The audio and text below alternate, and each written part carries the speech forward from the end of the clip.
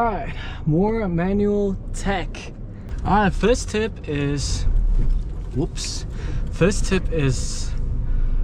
when you are just rolling about 5 to 10 k's an hour,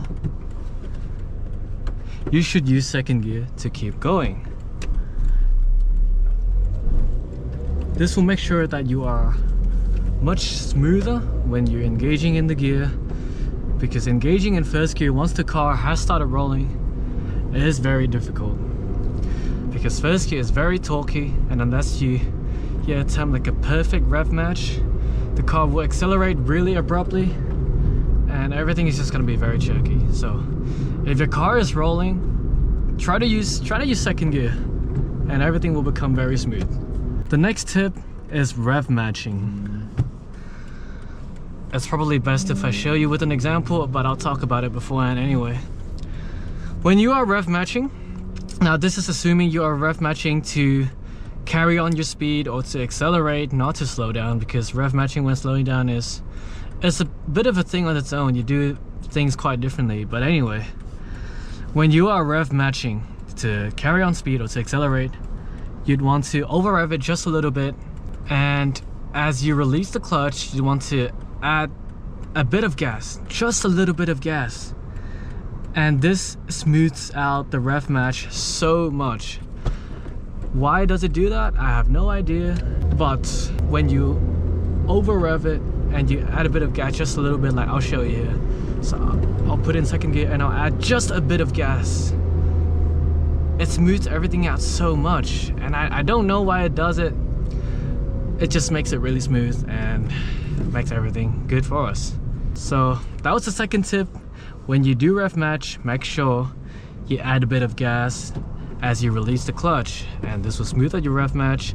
It will also help you carry on speed or to also accelerate if you need to. If you want to rev match while slowing down, I'd say hold the clutch at the bite point for a little bit longer.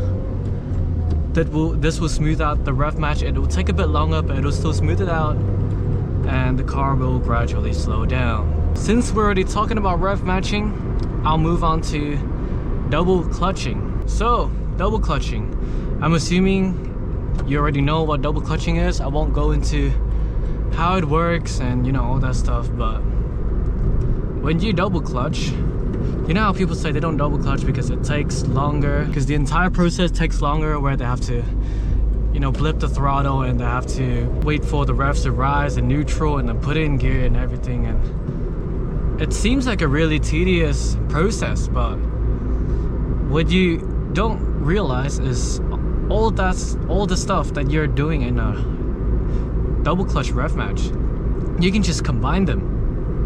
The act of pressing the clutch in, moving the gear stick to neutral, and blipping the throttle can be done all at once. And then the time that you are depressing the clutch in neutral and pressing it again is like nothing, right? So in the end, for some older cars, it's probably quicker to double clutch rev match than it is to single clutch, because you don't have to wait for your synchros, since you've already combined pressing the clutch with raising the gas.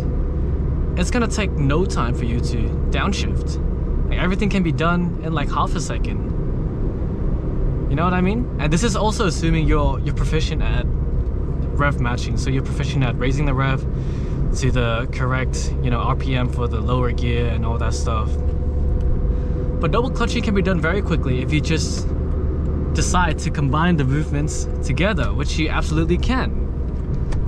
It's just people like to think of double clutching in different stages for some reason. I don't know why. Double clutching can be done very quickly, and if you are driving a slower car like I am here, I'm driving a 2009 Yaris. This thing is pretty old. The synchros aren't so good anymore, and I just like to double clutch anyways because it makes the gear go into the slot very smoothly, and I just enjoy that feeling. So yeah, make sure you double clutch. Alright, the next tip is block changing your rev matches, and this really applies to heel towing. And block changing down your gears when you are rev matching really applies to when you are coming up to an unexpected stop. Now, I am a big advocate for driving your manual to its max potential. So what I mean by this means always rev matching and always heel towing when you are slowing down. But when you are slowing down, let's say, I'm talking about driving in urban areas, so it's not like you're driving on track where you absolutely have to downshift sequentially, right, gear by gear. If you are stopping rather quickly and you are driving at city speeds, say about 50, 60 k's an hour, you'd have to block change your downshift, because say I'm cruising at about 60 k's an hour in 5th gear, that's about 1.8 thousand RPM. The act of me raising the revs to downshift into 4th and then 3rd and then 2nd, if I want to slow down for a corner, that's not really feasible, because the revs don't rise quickly enough to accommodate for the speed of me slowing down, for the deceleration that I'm putting on the car. So by the time I raise the revs by about 500 RPM to get into 4th gear, I've already slowed down to about 30 k's an hour, and that's not really possible. But on the other hand, if I block change from 5th to 3rd, I can slow down quite aggressively, and the revs will rise just in time for me to rev match into 3rd without me having slowed down too much. Do you guys get what I'm saying?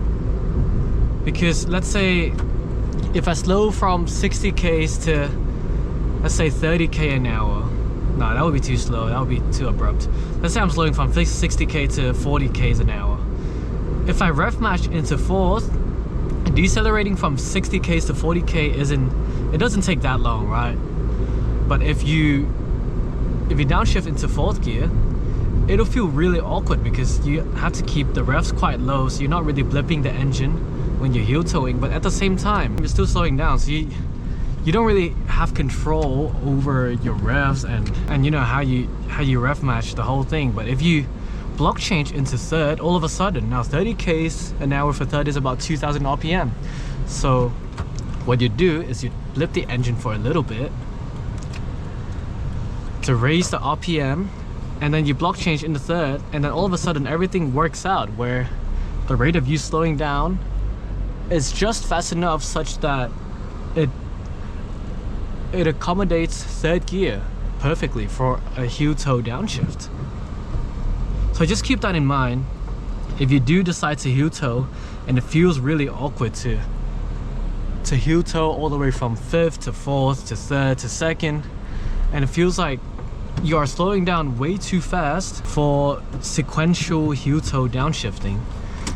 You can always just block change and the entire process will feel much smoother. You won't feel as stressed, because 5th to 3rd is quite a big gear ratio, so the gear ratio is quite different, so you have to raise the revs more and you have more time to to downshift and still slow down quite quickly, compared to if you're slowing down from 5th into 4th gear, where you'd have to you can't really raise the revs, because once you slow down that much, 4th gear will be at a very slow RPM, and the entire process will be really messy, you know what I mean. So that was it. Those were a few things that I thought would be really helpful for your manual driving journey. I hope you found this video helpful, and I'll see you in the next one. Goodbye.